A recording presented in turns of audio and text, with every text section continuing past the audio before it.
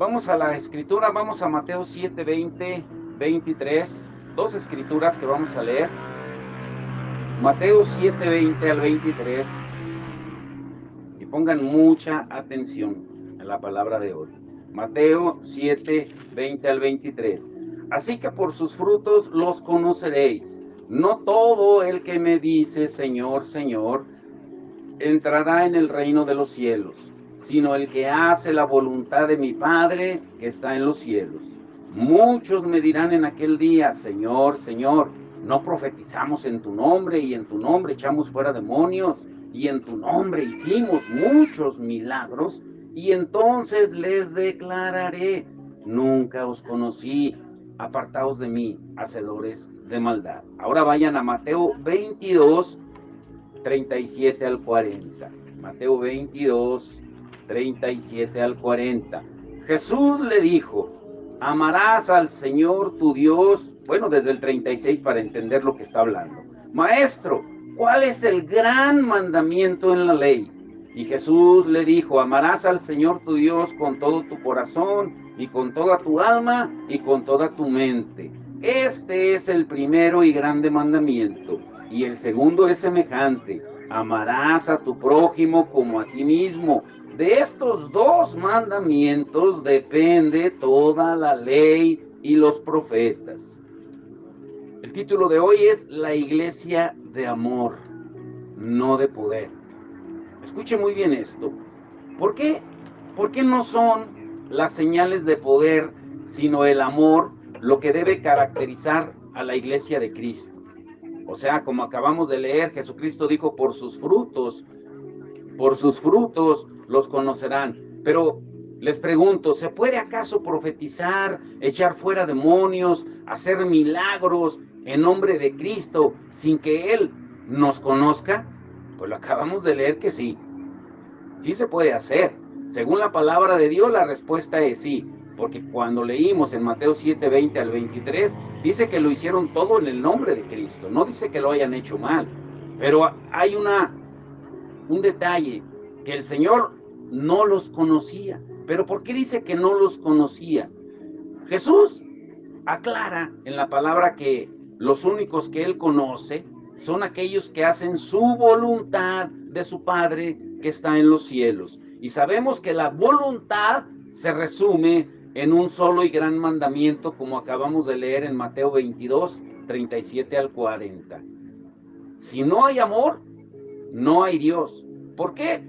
Porque eso es lo que dice en esencia, primera de Juan 4:8, dice que Dios es amor, que el que no ama es porque no ha conocido a Dios, porque Dios es amor. ¿A qué se refiere la escritura que leímos de Mateo 7, 20 al 23? Cuando dice, por sus frutos los conocerán. No todo el que me dice, Señor, Señor, entrará en el reino de los cielos, porque en aquel día irá todo las cosas que hicieron en su nombre. Pero Él dice que al final les declarará que en el día del juicio habrá muchos líderes, profetas, pastores, ministros, apóstoles, evangelistas, predicadores, incluso creyentes que usaron el nombre de Cristo, que le van a decir, Señor, te servimos, predicamos en tu nombre toda la vida, las señales de poder nos siguieron, teníamos grandes congregaciones, iglesias grandes, prósperas, o tal vez pequeñas. En tu nombre hicimos maravillas, Jesús. Pero ¿qué responderá Jesús? No los conozco. No los conozco. O sea, parafraseando dirá, si hubieran venido a mí, no hubieran actuado como si la gente fuera de su propiedad. No les hubieran impuesto cargas pesadas. No se hubieran sentido dueños de las ovejas como si fueran de su propiedad.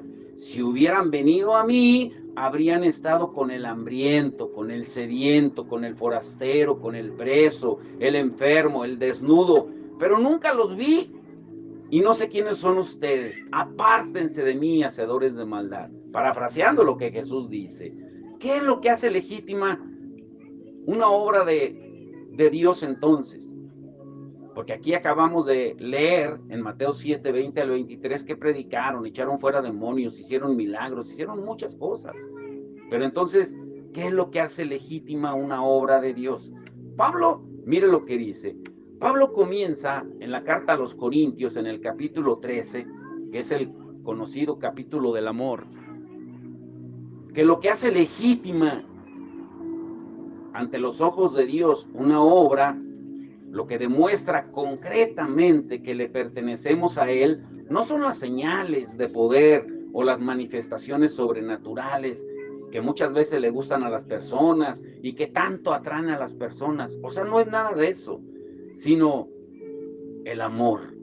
Alguien lea, por favor, 1 Corintios 13, del 1 al 3. ¿Qué dice? Ponga atención lo que dice. Yo hablase lenguas humanas y angélicas, y no tengo amor, vengo a ser como metal que resuena o címbalo que retiñe. Y si tuviese profecía y entendiese todos los misterios y toda ciencia, y si tuviese toda la fe de tal manera que trasladase los montes, y no tengo amor, nada soy. Y si repartiese todos mis bienes para dar de comer a los pobres, y si entregase mi cuerpo para ser quemado, y no tengo amor, de nada me sirve. O sea, en esencia lo que está diciendo Pablo básicamente es, si todo lo que hacemos para Dios no lleva la esencia del amor, todo es en vano. Todo es en vano. ¿Qué es el amor? Si alguien les preguntara a ustedes qué es el amor, ¿qué responderían? ¿Qué es el amor? Bueno, el amor, según la Biblia, no es un sentimiento. El amor es la esencia de Dios. Dios no tiene amor. Él es amor. Es muy diferente. Es muy diferente. El amor es lo principal que encabeza el fruto del Espíritu, como dice Gálatas 5:22. ¿Cuál es el fruto del Espíritu? Amor, gozo, paz, paciencia, pero todo eso lo encabeza el amor. El amor, como decía el profeta Arjona, el amor es verbo, no sustantivo, porque Jesús es verbo, o sea, es acción, no solo teoría o doctrina, es Dios, es Cristo reflejado en cada uno de los que nos llamamos cristianos. Eso es amor, eso es amor.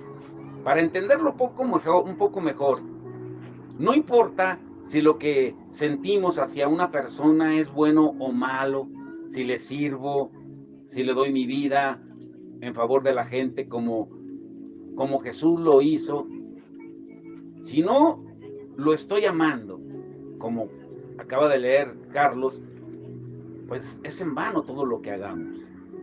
Ahora, ¿cuál es el orden en Juan 3:16? Escuche bien la escritura. Juan 3:16 dice, porque de tal manera amó Dios al mundo, que dio a su Hijo unigénito, para que todo aquel que en él cree no se pierda, mas tenga vida eterna. Pero ¿qué es lo que encabeza el orden en Juan 3:16? El amor. Porque de tal manera amó que dio. Dio porque amó. Primero lo que encabeza es el amor. O sea, el amor no es una expresión de palabras solamente. El Padre lo mostró entregando a su Hijo, lo más valioso que tenía, entregando a su Hijo a la muerte. Por eso, si somos muy bíblicos, por eso no hay una expresión para cuando un padre o una madre pierden un hijo. No hay palabras. No hay palabras. Cuando uno pierde a una madre, un padre, pues se queda huérfano. Cuando uno pierde al cónyuge, se queda viudo. Pero cuando pierde uno a un hijo, no hay palabras. Porque eso viene de Dios. ¿Sí me está entendiendo? Eso es más profundo todavía. ¿Y para qué dio a su Hijo? Para que no perezcamos. El amor de Dios se vio reflejado en la ofrenda de su Hijo. ¿Por qué decimos ofrenda? Porque lo dio, dice Juan 3:16. De tal manera amó Dios al mundo que ofreció a su Hijo. A eso se refiere Juan 3:16. Es más que una expresión bonita, poética, sino habla de sacrificio. Y en el Sermón del Monte, Jesús nos lo dice mejor. Alguien busque, a ver, Mateo 5, 44 al 45. Mateo 5, 44 al 45. El que lo encuentre, léalo por favor. Y ahí nos habla cuál es la condición para que seamos hijos de Dios. Escuche bien lo que dice Mateo 5, 44 y 45. ¿Qué dice?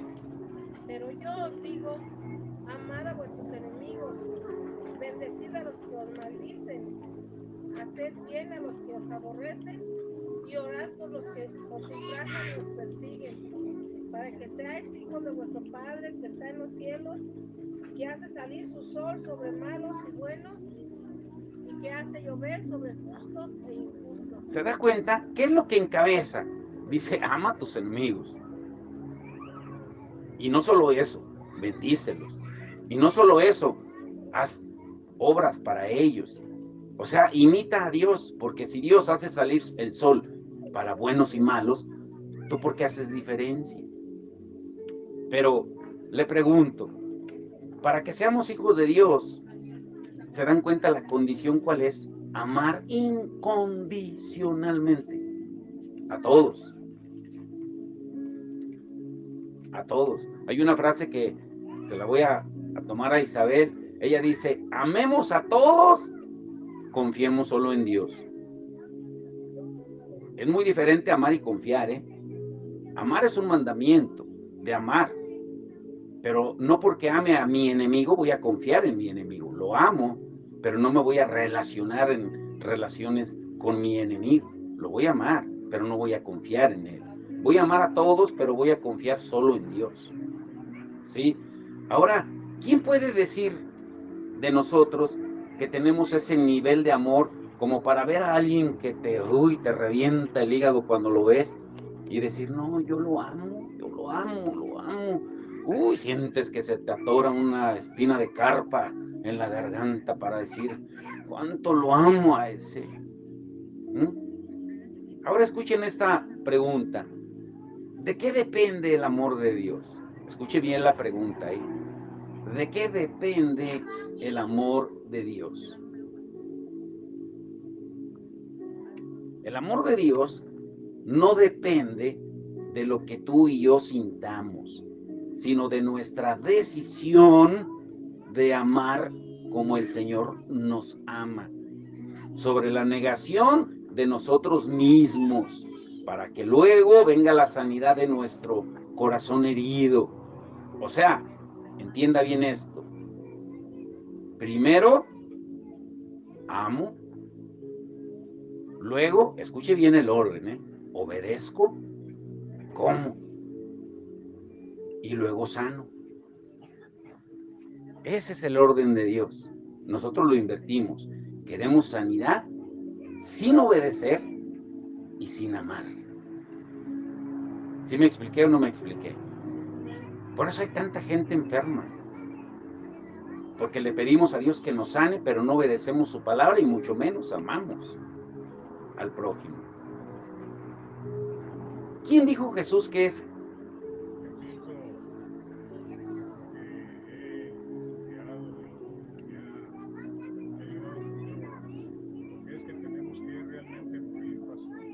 ¿Qué acabamos de...? Por eso es el diario. Exactamente. Agradecer al Señor por todo lo que nos da y principalmente por la vida. Es exactamente lo que acabamos de decir, que el amor de Dios no depende de lo que sintamos, sino de nuestra decisión de amar como el Señor nos ama, sobre la base de la negación de nosotros mismos, morir. ¿Para qué el Señor te dice que tomes tu cruz diariamente? ¿Para que la traigas colgada de adorno o la presumas? Es para que te subas en ella y mueras, para que te crucifiques en ella. Como dice Pablo en Gálatas 2:20, con Cristo estoy juntamente crucificado. Ya no vivo yo, Cristo vive en mí. Ahora, ¿quién dijo Jesús que es quien lo ama? Alguien busque, a ver Carlos, busca Juan 14:21, hermana Patti, busque Mateo 5:45, Anaí, Romanos 8:16, 17, y a Alfredo, Romanos 8:18, y hasta Viole le vamos a dar segunda de Timoteo 2:24, y a Jesús también. ¿Quieres escrituras, Jesús, para que busque? ¿Sí? ¿Sí o no? Primera de Corintios 13:4, la que estabas leyendo en la mañana. Por eso te dije que estabas conectado con el Señor. En la mañana que llegó, fue el primero que llegó, y estaba leyendo eso. Le digo, mira cómo Dios te tiene conectado, porque es de lo que vamos a hablar hoy. O sea, no andaba tan perdido. Por eso el Señor lo trajo. ¿Qué dice Jesús? ¿Quién es el que lo ama? Juan 14:21. ¿Qué dice? El que tiene mis mandamientos y los guarda, ese es el que me ama. Y el que me ama será amado por mi Padre, y yo le amaré y me manifestaré en él. La palabra es clara. Ese es el modelo a seguir. Y así es como debemos y podemos amar a nuestros amigos y enemigos. Como Jesús lo dijo. Otra vez, hermana, lea Mateo 5:44 y 45. Hermana Pati. Mateo 5:44 y 45.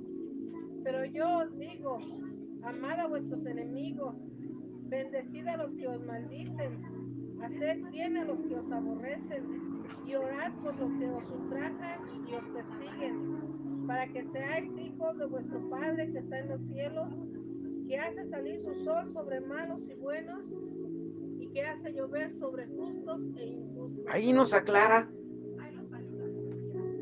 el por qué vivir de esa manera. Solo haciendo eso que acaba de leer la hermana es como Dios nos va a considerar hijos e hijas de Él. No todo el que me dice Señor, Señor. Recordemos que hay hijos de Dios e hijos del diablo, como lo vimos la semana pasada. Y graben esto en su corazón y en su mente. No son las señales de poder lo que nos hace hijos de Dios. No es de que Dios respalde, que digan, ay, mira, es que Él cuando ora, los demonios se van. Él cuando predica, la gente viene al llamado de Él. O sea, eso no es señal de aprobación de Dios. El que Dios te use, el que Dios nos use, no es señal de aprobación de Dios. No es de que Dios está contento con tu actitud. Porque en aquel día, dijo en Mateo 7:20 al 23, me dirán, en tu nombre hicimos. Pero Él va a decir, sí lo hiciste, pero no llevaba la esencia de lo que debe de llevar. ¿Por qué lo hiciste? ¿Por presumir, por orgullo, prepotencia, envidia? ¿Por qué lo hiciste? Por eso Pablo dice, no se preocupen por los que predican a Cristo por envidia o por contención. Lo bueno es que Cristo es predicado. O sea, da a entender, al final, quien les va a pedir cuentas es Cristo. Ustedes no, déjenlos. Ahora, ay, muy atentos aquí. El amor es lo único que nos hace hijos de Dios. No es el milagro, la profecía, ni las lenguas. Es el amor lo que nos regresa al Padre y nos hace uno con Él. Herederos de su herencia espiritual. Ahora, número 1. ¿Cómo es el amor de Dios? ¿Cómo es el amor de Dios? El amor de Dios, escuche bien, es sufrido. ¿Cómo es? Es sufrido. ¿Por qué? Porque es un amor sacrificial. A tal punto que dio a su Hijo unigénito por nosotros. Más sacrificio que ese no puede haber. El que ama, elige sufrir por su amado o su amada. Por ejemplo, yo sé que este ejemplo lo vamos a entender todos. Para un padre o una madre es un privilegio atender a su hijo o su hija cuando está enfermo, ¿cierto o no? Uno no se quiere ni despegar de ahí. En esos momentos una verdadera madre o un verdadero padre no va a elegir estar en otra parte que no sea al lado de su hijo o de su hija que está enferma. ¿Qué dice Romanos 8, 16 y 17? El Espíritu mismo da testimonio a nuestro espíritu de que somos hijos de Dios, y si hijos también herederos de Dios y coherederos con Cristo, si es que padecemos juntamente con Él, para que juntamente con Él seamos glorificados. ¿Se da cuenta lo que dice, parafraseando lo que acaba de leer? El Espíritu Santo va a dar testimonio a tu espíritu de que eres hijo de Dios, ¿sí? Solamente con la condición de que si padeces como Él padeció, que si estás dispuesto a sufrir como Él sufrió. A veces leemos la Escritura, pero no entendemos el contexto. ¿Cuál es la condición para ser coherederos con Cristo? Como acaba de leer Anaí, si padecemos juntamente con Él. Esa es la condición. Si pudiéramos enfocarnos en tener en mente siempre que el resultado final de la muerte, cuando tú y yo nos muramos, es la resurrección, que todo esto va a pasar como Jesús dijo, comenzaríamos a celebrar desde ahora lo que Dios tiene preparado para los que le aman, para los que le aman. ¿Qué dice Romanos 8:18? Alfredo, Romanos 8:18. Pues tengo por cierto que las aflicciones del tiempo presente no son comparables con la gloria venidera que en nosotros ha de manifestarse. Porque el anhelo ardiente de la creación... No, hasta el 18. Sí. ¿Se da cuenta lo que dice Pablo? Ya, yo tengo por seguro que lo que estoy padeciendo ahorita no se compara con lo que voy a vivir. ¿Por qué me enfoco en los problemas, en mis sufrimientos, si me espera algo mejor? Pero de verdad entendemos esto. Ahora escuchen esto, ¿eh? ¿Cómo debe ser entonces un siervo del Señor? ¿Cómo debe de ser? Pablo le explica a Timoteo en 2 de Timoteo 2:24. ¿Qué dice? ¿A quién le tocó? De Timoteo 2:24. 2 de Timoteo 2:24.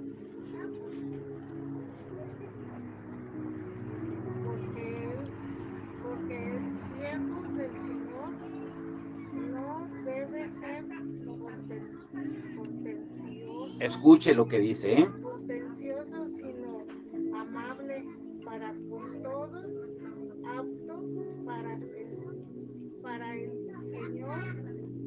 enseñar, sufrido.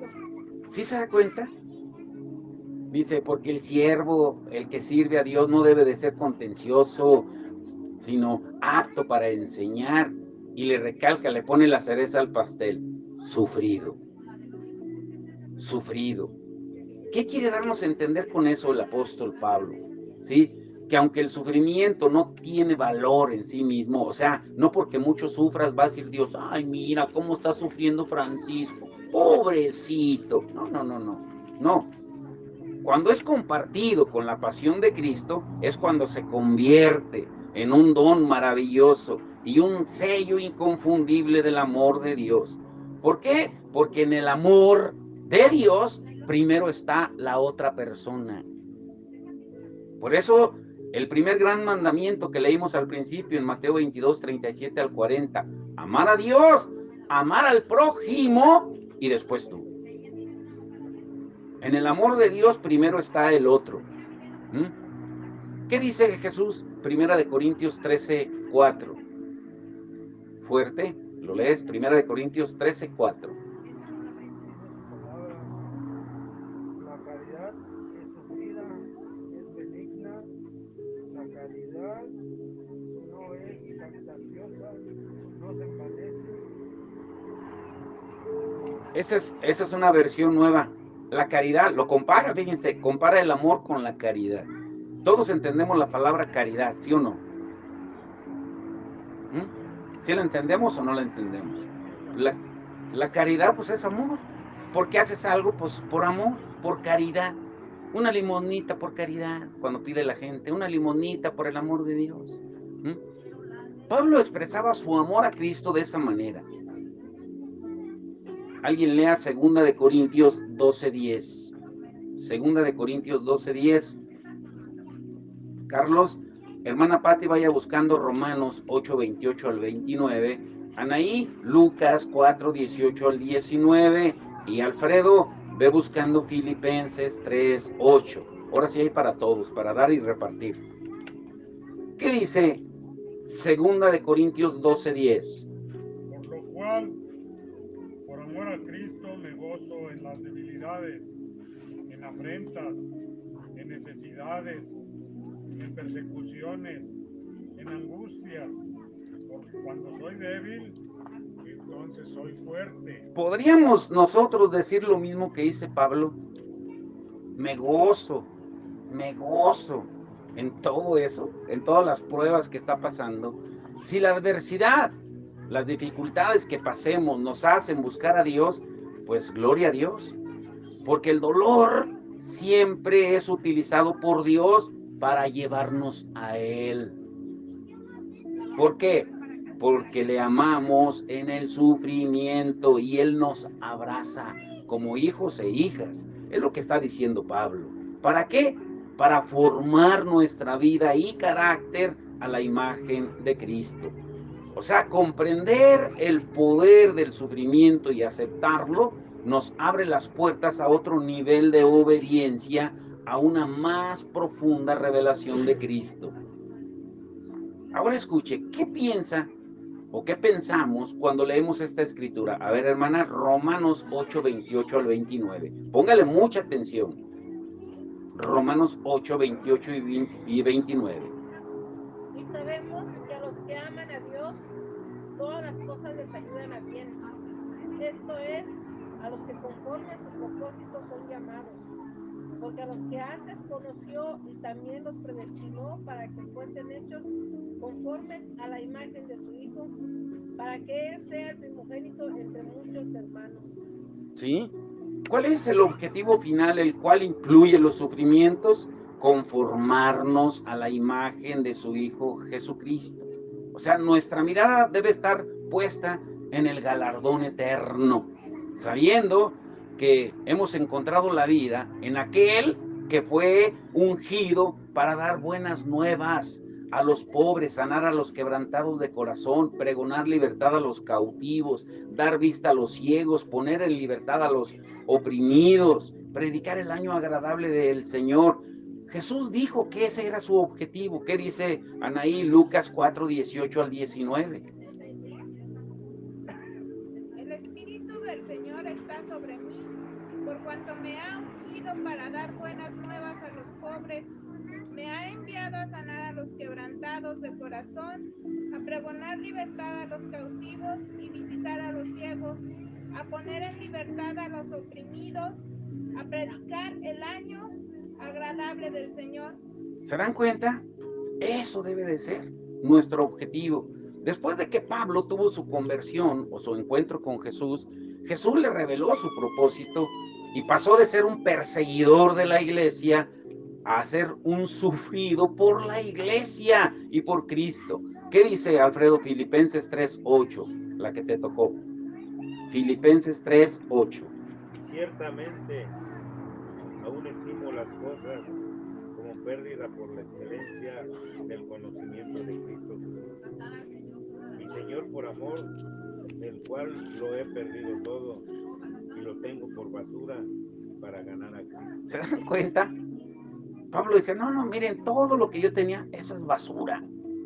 Eso es basura. Las versiones antiguas dice, lo tengo por estiércol.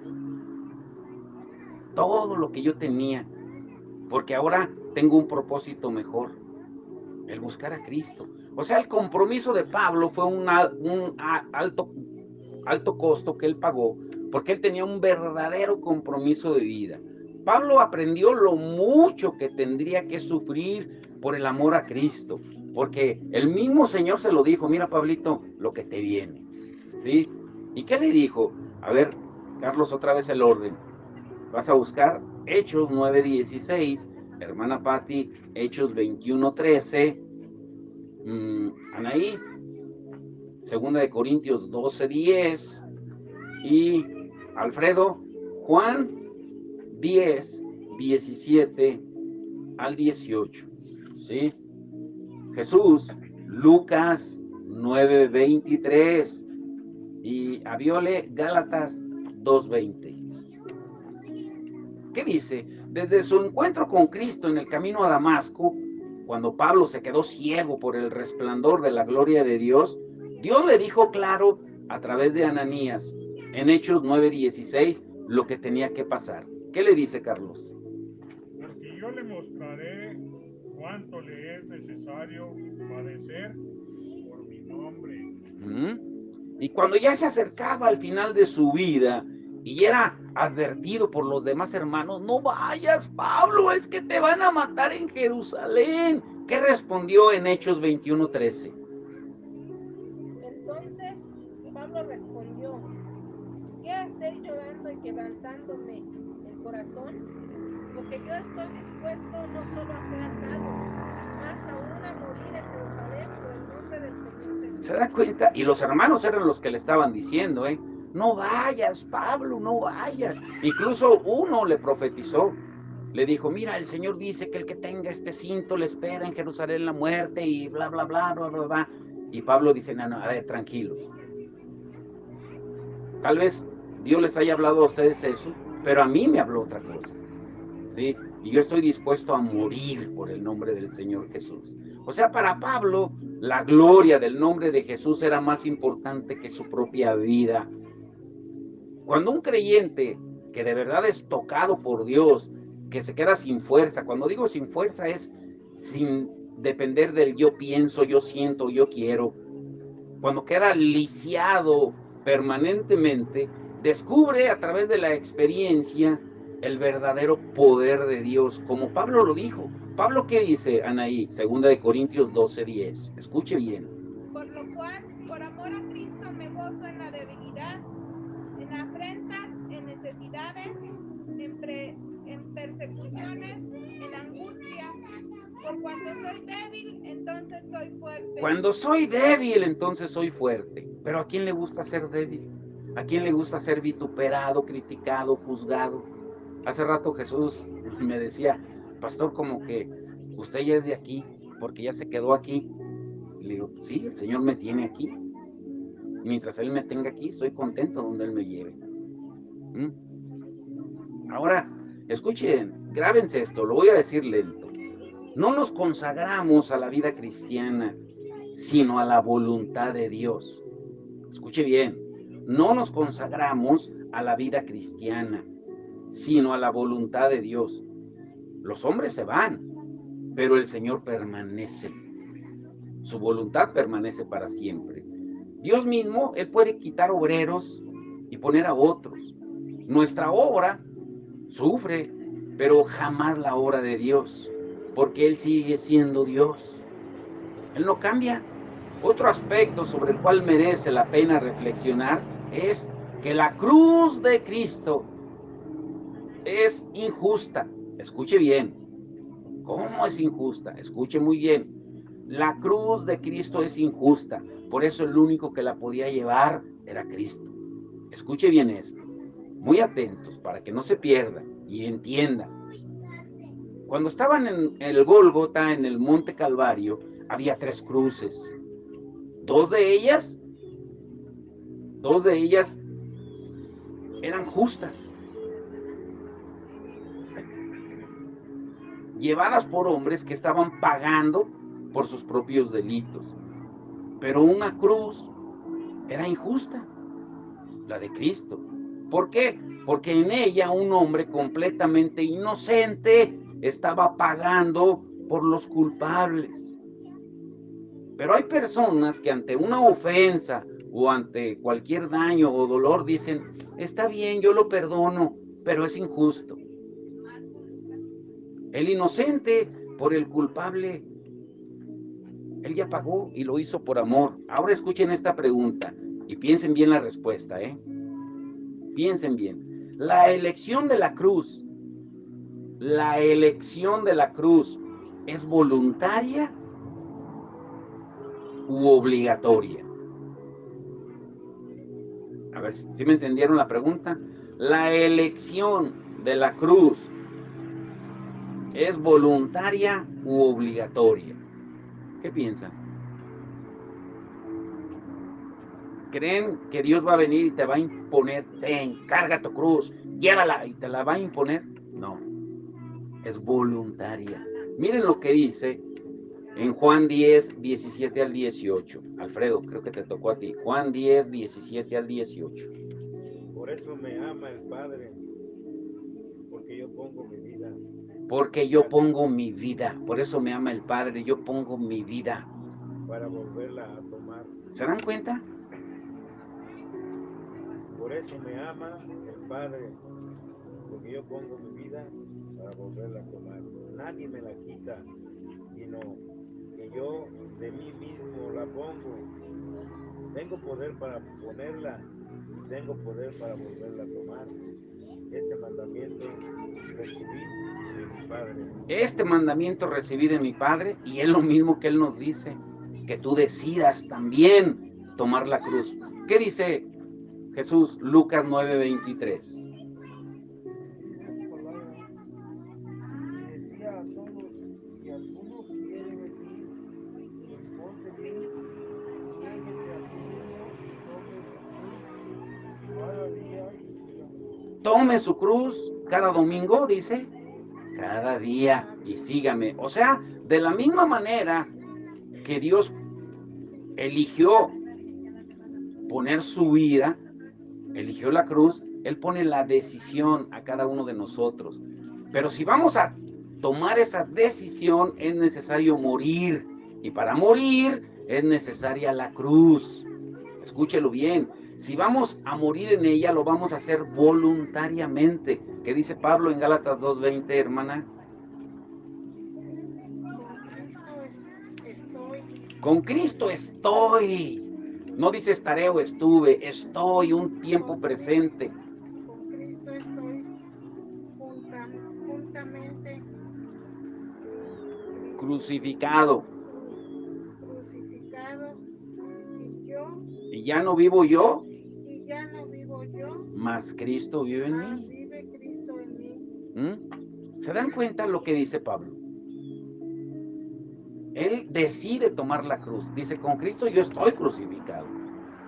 Pero ¿cómo si ya estaba vivo cuando escribió eso? Porque ya estaba muerto al yo pienso, al yo siento, al yo quiero. Él seguía la voluntad de Dios. Por el mismo motivo, Jesús decidió tomarla en Juan 3:16. Y aquí viene la esencia del mensaje, ¿eh? Muy atentos, muy atentos. En la cruz es donde se pierden todos nuestros derechos. Escuche bien, ¿eh? En la cruz se pierden todos nuestros derechos, porque es donde decido amar a quien no merece ser amado. ¿Sí entiende eso? Por eso amar a nuestros enemigos se nos ordena, y aún bendecirlos a quienes nos aborrecen. O sea, el dolor no nos separa de nuestro Creador, sino que nos une a Él porque seguimos el ejemplo de Él. Dice la palabra que cuando a Él estaba en la cruz lo vituperaban, lo escupían, le hacían todo tipo de cosas. Él no abrió su boca para defenderse. Él al contrario dijo, Padre, perdónalos porque no saben lo que hacen. ¿Quién de nosotros puede hacer lo mismo? ¿Quién de nosotros? Ay, Señor. Solamente de esa manera es como podemos entender que lo que marcó la diferencia fue la actitud de la que Él tomó, porque en esa cruz Él salvó a la humanidad. Aunque en apariencia eran 3 cruces iguales, escuche esto.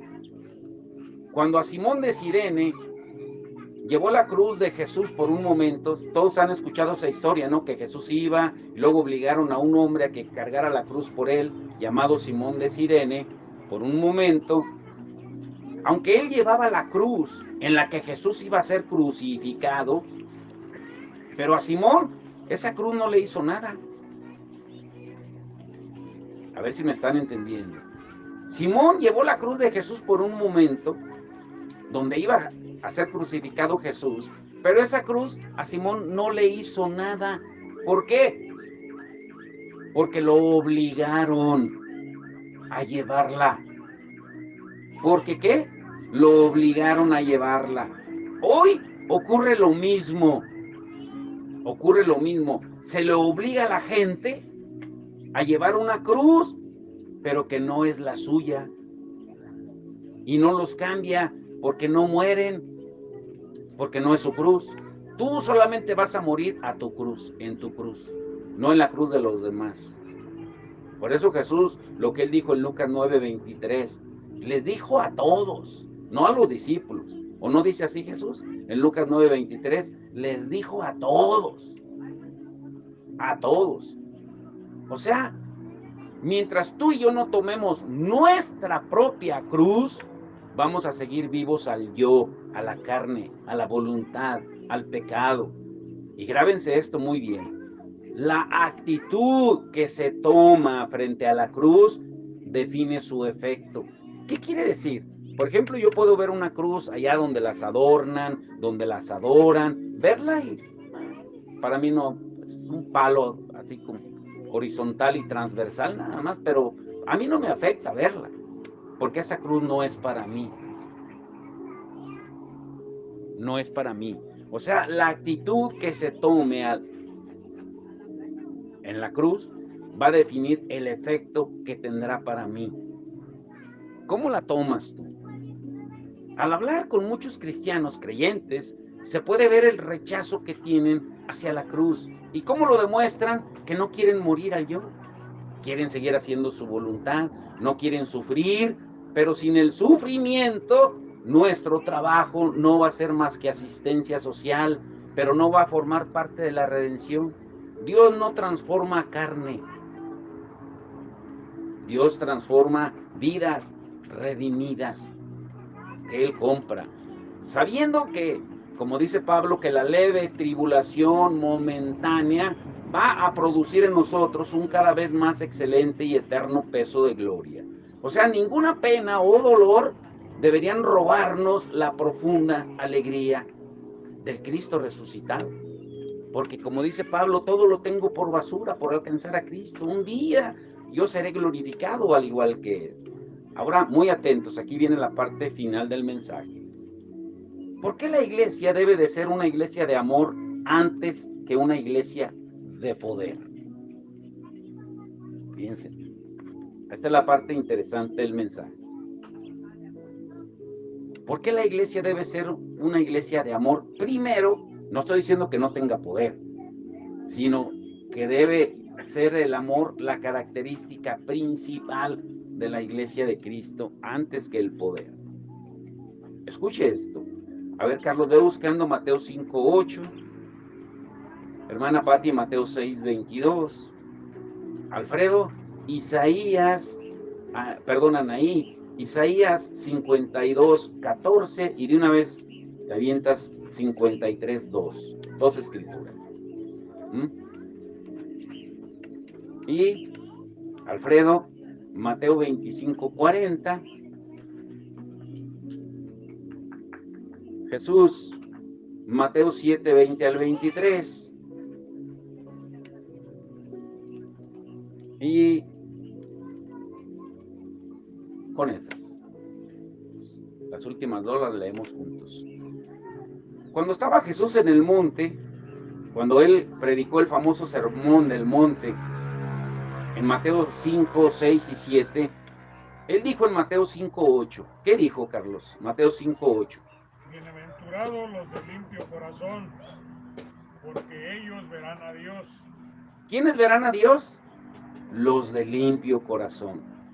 Y más adelante lo explica en Mateo 6:22. ¿Qué dice?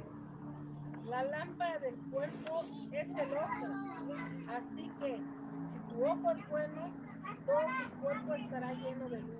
O sea, los de limpio corazón, los que tienen ojos buenos, pueden verlo, pueden ver como Él ve. Y no se pierdan aquí. Cuando el profeta Isaías en el capítulo 53 se refiere a Jesús, nos da a entender que físicamente Jesús no era lindo o guapo o hermoso. Mire lo que dice Isaías 52:14. ¿Qué dice?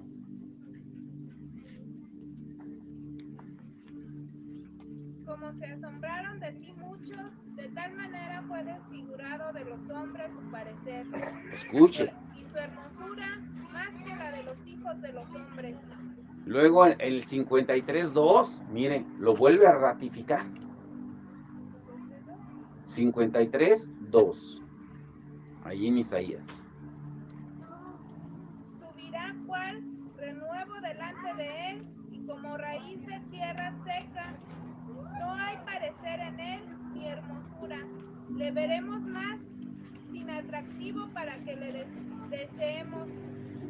Yo les pregunto, si esa escritura de verdad la entendiéramos, ¿Por qué nos atrevemos a hacer imágenes de Jesús, según con la corona de espinas, poniendo la cara así como de yo no fui, escurriéndole 3 gotitas, cuando ahí claramente dice que su rostro estaba desfigurado?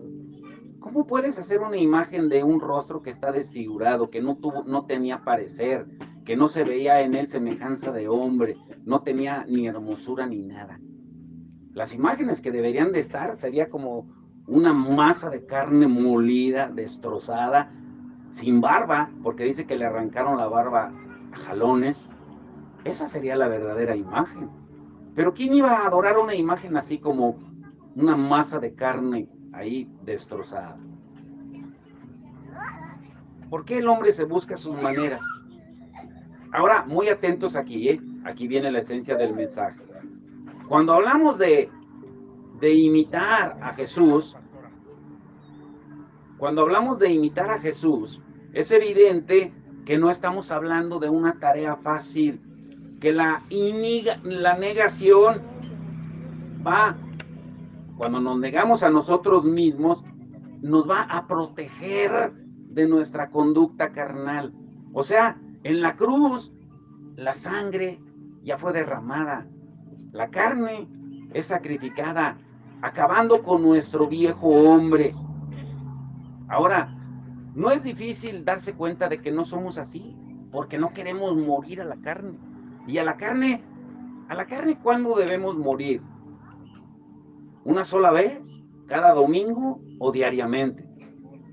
Todos los días, como Jesús lo dijo, todos los días. ¿Por qué? Llévense esto en su corazón. ¿Por qué no es el poder, sino el amor lo que debe de caracterizar? En Mateo 25, Jesús le puso una verdadera bisagra al Evangelio, cuando dijo que Él decidía convertirse en el otro, en el prójimo. No solo lo deja claro, sino dice que es la forma en que Él nos ama, al reconocer a su propio Hijo en el prójimo, cuando visitamos al huérfano, a la viuda, al enfermo, al preso. Es cuando el Padre nos abraza en una forma natural y diaria. Jesús dice que cualquiera que se lo hace a alguno de esos pequeños, a Él se lo hace. Pero, ¿para qué? Escuche bien.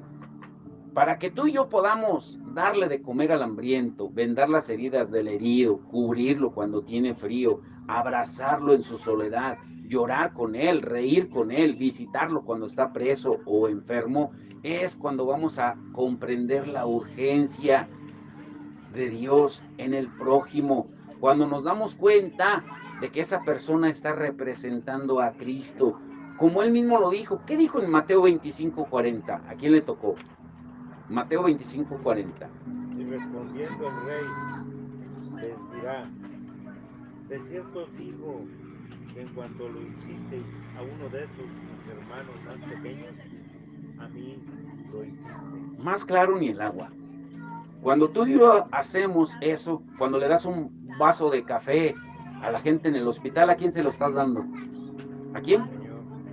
Cuando le das una pieza de pan, ¿a quién se lo das? Cuando le das un abrazo, ¿a quién se lo da?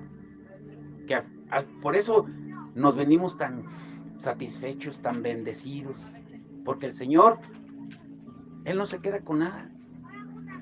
Nos da esa paz que sobrepasa todo entendimiento. Pero tenemos que entender que lo hacemos para Él. Podemos hacer muchas cosas por Él, pero no para Él. Pablo dice en Colosenses 3:23 que todo lo que hagamos, lo hagamos como para el Señor y no para los hombres. Ahora, escuche esto. Escuche esto. En una ocasión, un periodista muy reconocido de la CNN, incluso pueden verlo en YouTube,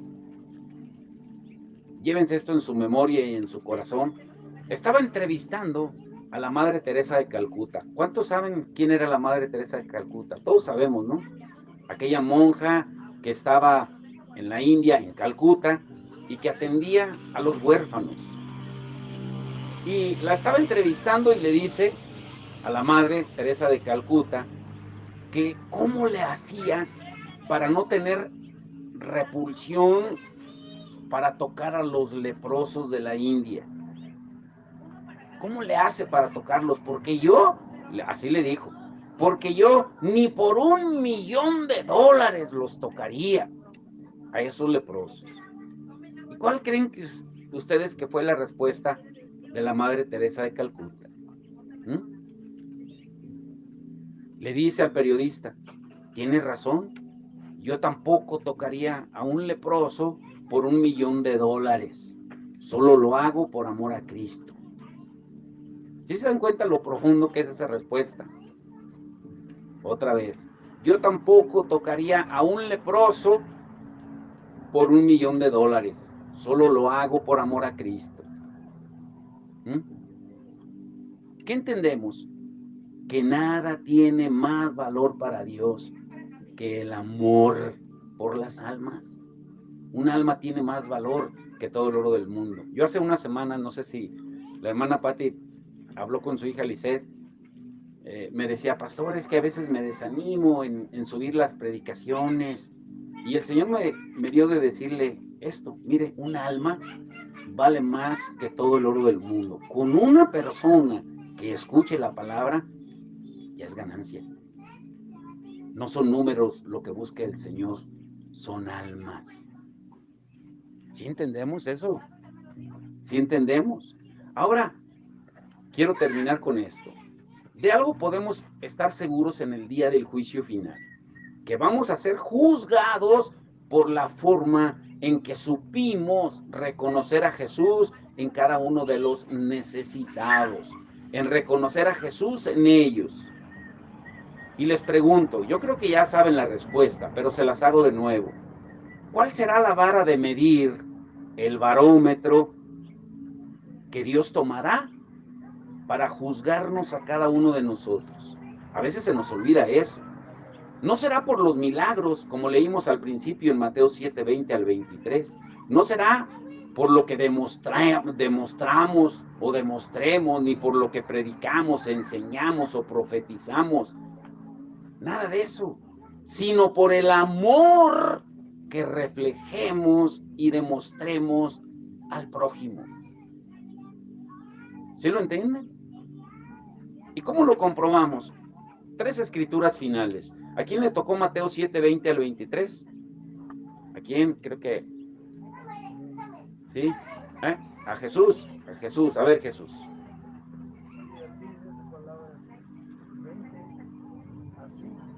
Así que por sus frutos los conoceréis. No todo el que me dice Señor, Señor, entrará en el reino de los cielos, sino el que hace la voluntad de mi Padre que está en el cielo.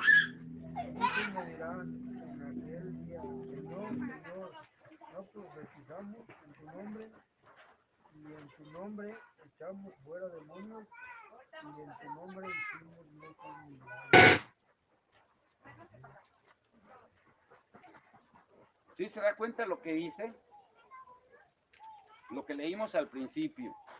Por los frutos, Él nos va a reconocer, no por lo que le digamos que hicimos. Ahora, Carlos, las últimas 2 escrituras, Mateo 22, 37 al 40, y hermana Patti, Mateo 25, esa sí va a estar larga, 31 al 46. Mateo 22, 37 al 40. Jesús le dijo, amarás al Señor tu Dios con todo tu corazón y con toda tu alma y con toda tu mente. Este es el primero y grande mandamiento. Y el segundo es semejante. Amarás a tu prójimo como a ti mismo. De estos 2 mandamientos depende toda la ley y los profetas. ¿Sí se da cuenta? ¿De qué depende toda la ley y los profetas?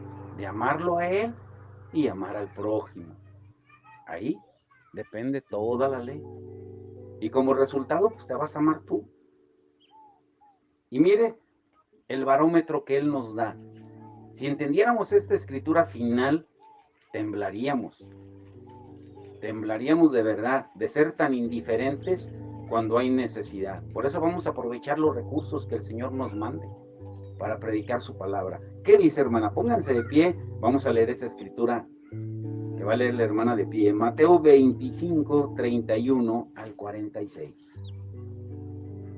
Cuando el Hijo del Hombre venga en su gloria y todos los santos ángeles con él, entonces se sentarán en su trono de gloria y serán reunidas delante de él todas las naciones y apartará los unos de los otros como aparta el pastor las ovejas de los cabritos, y pondrá las ovejas a su derecha y los cabritos a su izquierda.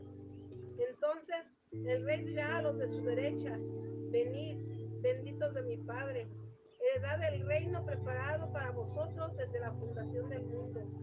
Porque tuve hambre y me diste de comer, tuve sed y me diste de beber, fui forastero y me regocijaste, estuve desnudo y me cubriste, enfermo y me visitaste, en la cárcel y viniste a mí.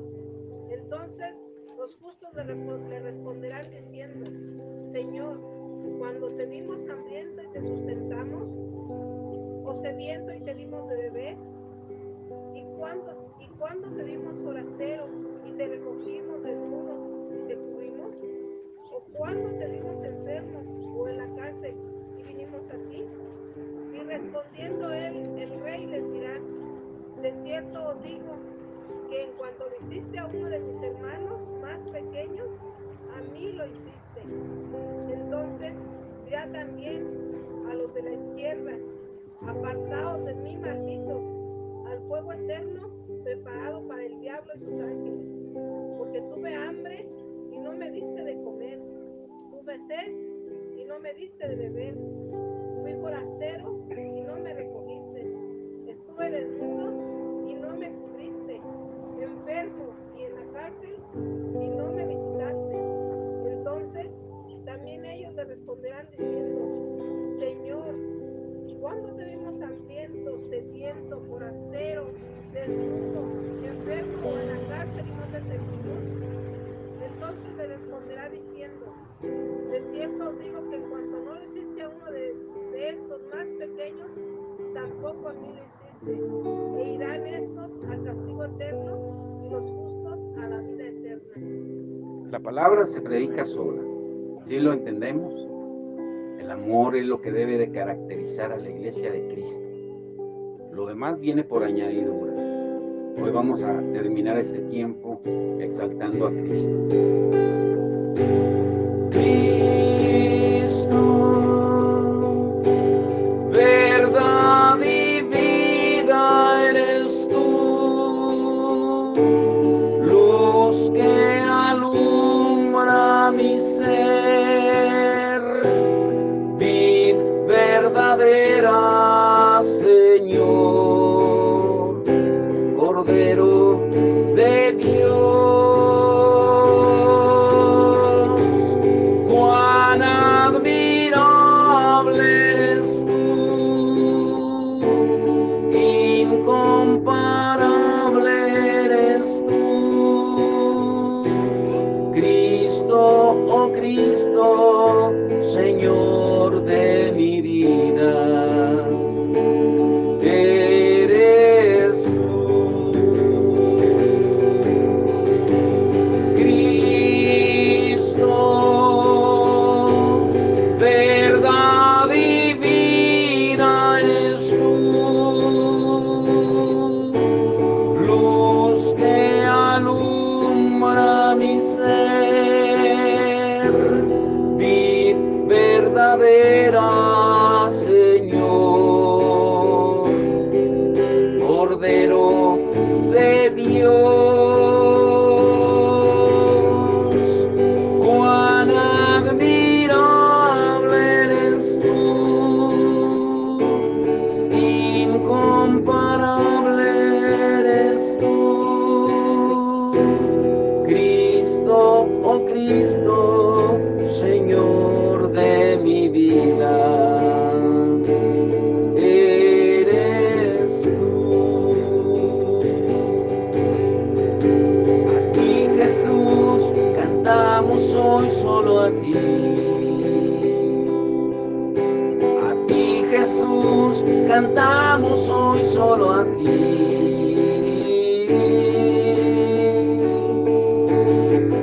Levantamos nuestras voces y nuestras manos como ofrenda de amor. Recibe hoy nuestra ofrenda de amor. A ti, Jesús, cantamos hoy solo a ti. A ti, Jesús, cantamos hoy solo a ti.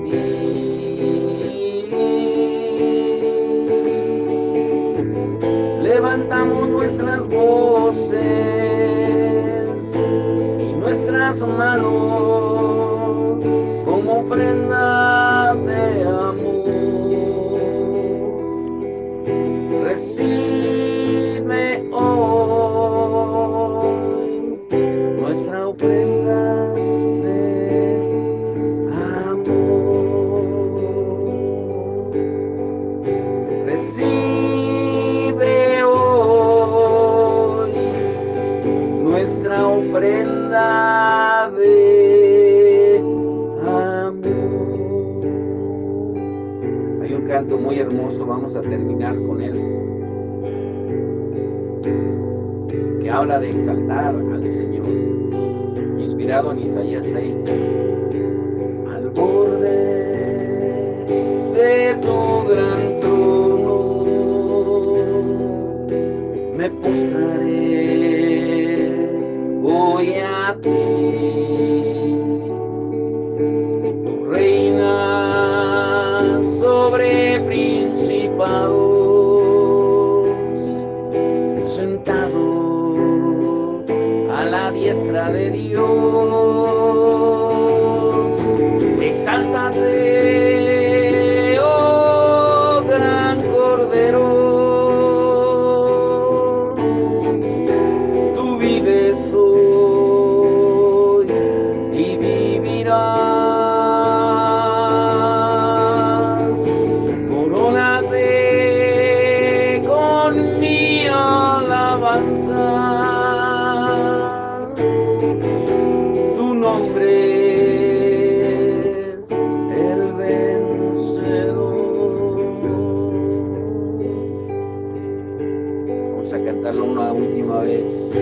Al borde de tu gran trono me postraré hoy a ti. Me postraré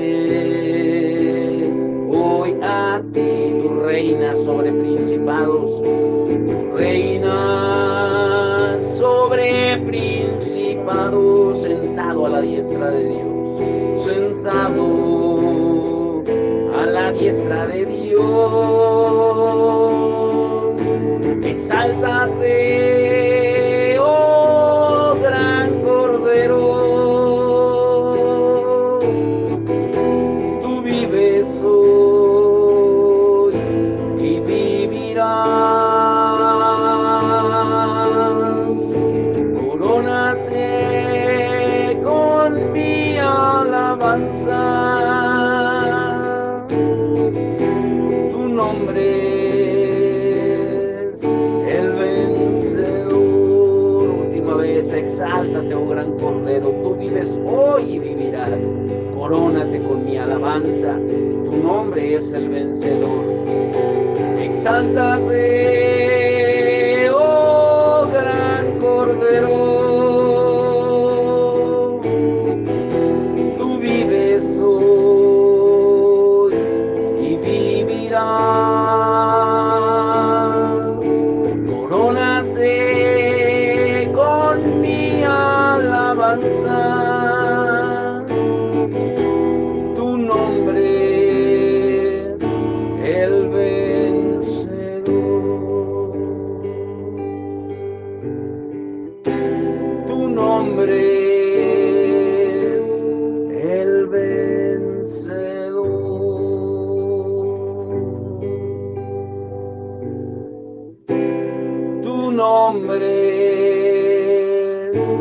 el vencedor. Señor, te damos toda la gloria y la honra esta mañana hermosa, Señor. Gracias, Señor, porque tú permaneces en tu trono, Señor. A pesar de lo que pueda venir, tú permaneces siempre fiel, ahí donde estás. Gracias, Señor, porque tú eres nuestro refugio en la tormenta. Medite en este último canto. Dulce refugio en la tormenta es Jesucristo el Salvador. Él me alienta y me alimenta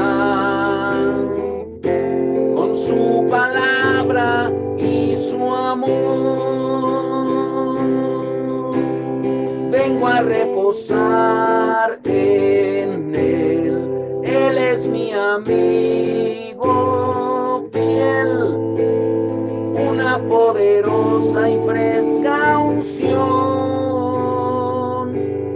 llenará mi corazón.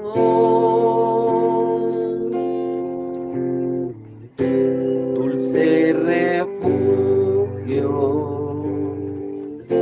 en la tormenta es Jesucristo el Salvador. Señor, te damos toda la honra y la gloria, Señor, en esta tarde ya de mediodía. Señor, gracias por tu amor y tu misericordia. Señor, que tú nos sigas llenando de ti, Señor. Y llenarnos de ti es llenarnos de tu amor por ti, por el prójimo. Y como resultado también por nosotros mismos. Pero el orden es muy claro. Primero eres tú, luego el prójimo. Y lo demás viene por añadidura, Señor. Te damos todo el honor y la gloria en esta tarde hermosa, esta mañana, Señor. En el nombre que es sobre todo nombre. En el nombre de nuestro Señor y Salvador Jesucristo. Y el pueblo de Dios dice, amén. Dele palmas bien fuerte al Señor. Vamos a poner la silla, las mesas.